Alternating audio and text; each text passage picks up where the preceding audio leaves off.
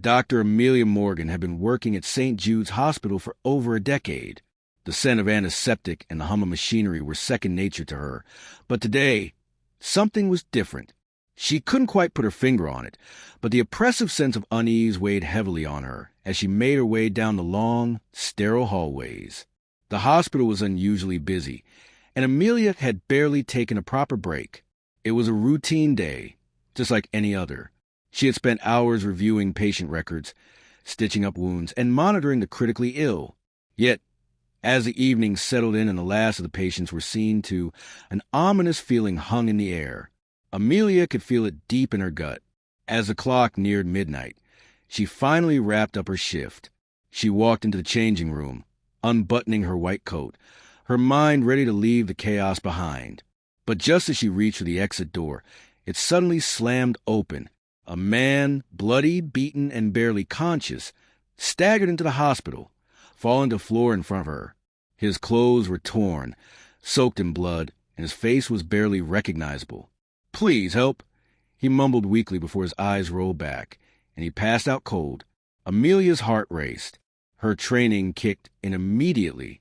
She rushed to his side, checking for a pulse. Weak. His breathing was shallow. He had a serious head wound, swelling in a deep gash. He was in critical condition, and he needed help immediately. As she worked to stabilize the man, she called for assistance. But what struck her the most wasn't the desperate state of the man before her. It was the calm indifference of Laura, the receptionist, sitting at her desk. The woman didn't even look up from her phone as Amelia shouted for help. "Laura, why aren't you doing anything?" Amelia barked. "We need to open a file, get him admitted." Laura finally looked up, her expression blank. "I'm following the rules, Dr. Morgan," she replied, her tone dismissive. "No money, no treatment," she added coldly, as if that should explain everything. Amelia stared at her in disbelief. "He's dying right here, and you're telling me about rules? If we don't treat him now, he could die." But Laura wasn't interested. "He doesn't even have shoes," she continued, dismissing the man with a gesture. "How do you expect him to pay? There's no point in wasting resources on someone who doesn't have ID or money. The rules are clear." The hospital's sterile, clinical atmosphere now felt like a suffocating prison. Amelia knew that she had no time to wait for approval from anyone. The man in front of her needed help, and he needed it now. Without hesitation, she stood up and shouted to the orderlies, "Prepare emergency room 3. This man needs treatment immediately."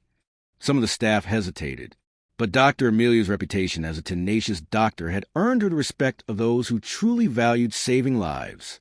They moved. She did everything she could for the man, stopping the bleeding, inserting in 4 drip, and stabilizing him. Yet, no one else had moved until Amelia had taken charge. The atmosphere in the emergency department was thick with tension. As Amelia worked, Laura leaned back in her chair and dialed a number. Her voice was cold and clipped.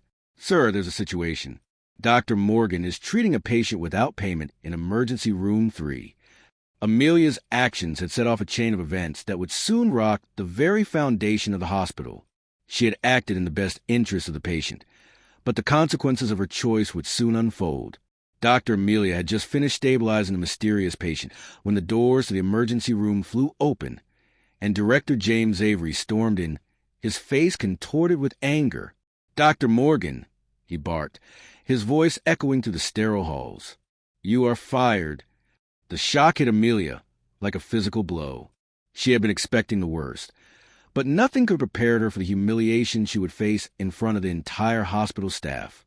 James Avery, a man who had spent years climbing the corporate ladder at St. Jude's, stood before her with a smug look on his face. His words were sharp, cutting into her confidence. "You're terminated for unauthorized treatment. You wasted hospital resources on a patient who didn't meet our criteria for treatment.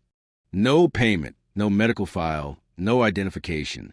This isn't a charity center, Dr. Morgan. You need to understand the consequences of your actions." Amelia stood frozen. Her hand shook slightly as she slowly removed her white coat, the symbol of her dedication and years of service. The coat that had once felt like a badge of honor now seemed like a reminder of the harsh reality she faced. But as a security guard began to approach her, ready to escort her out, a deep sense of pride swelled within Amelia. She had done the right thing. She had saved a life, no matter the consequences. As she walked out of the hospital, her mind raced. She had been humiliated, fired, and her career seemed over. Yet, she felt no regret. She had made a choice, and she had acted in the best interest of her patient. No one could take that away from her.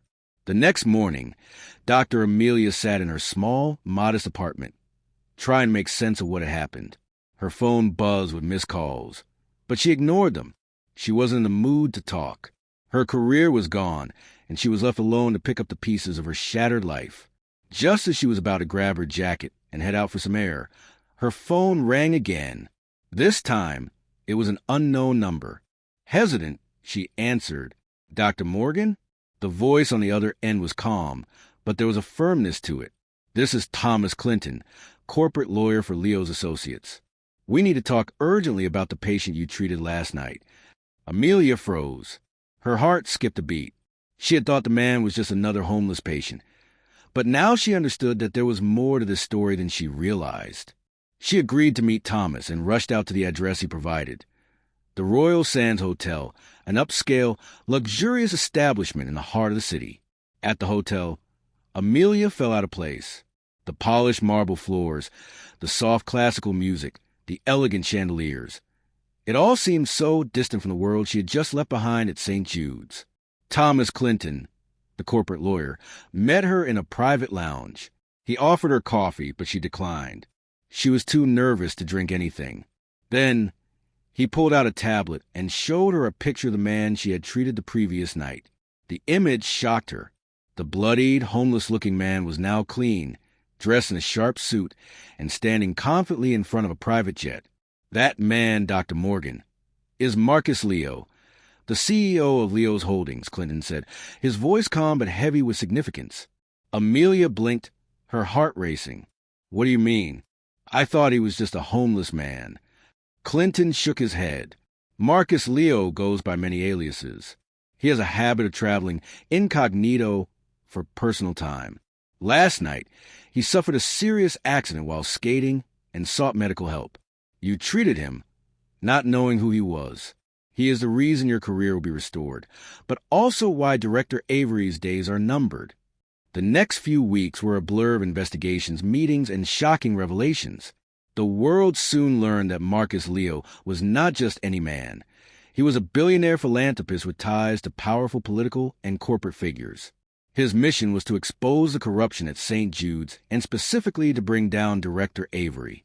As the investigation unfolded, it was revealed that Director Avery had been embezzling millions of dollars intended for underprivileged patients. The hospital had turned away thousands of people who couldn't afford treatment, and Avery had been pocketing the donations meant for free health care. The videos of his confession went viral, and the public was outraged. Amelia's act of compassion had not only saved a life, but had exposed a network of corruption that reached deep into the heart of the healthcare system. Marcus Leo, now fully recovered, promised to support Amelia's cause.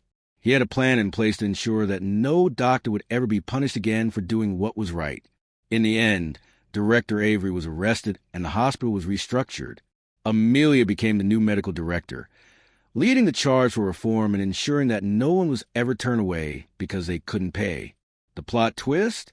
Marcus Leo's true motivation wasn't just revenge. It was to restore honor to the healthcare system and bring justice to the people who had been wronged. And Amelia? She was no longer just a doctor. She was a symbol of hope, proving that one act of kindness could change the world.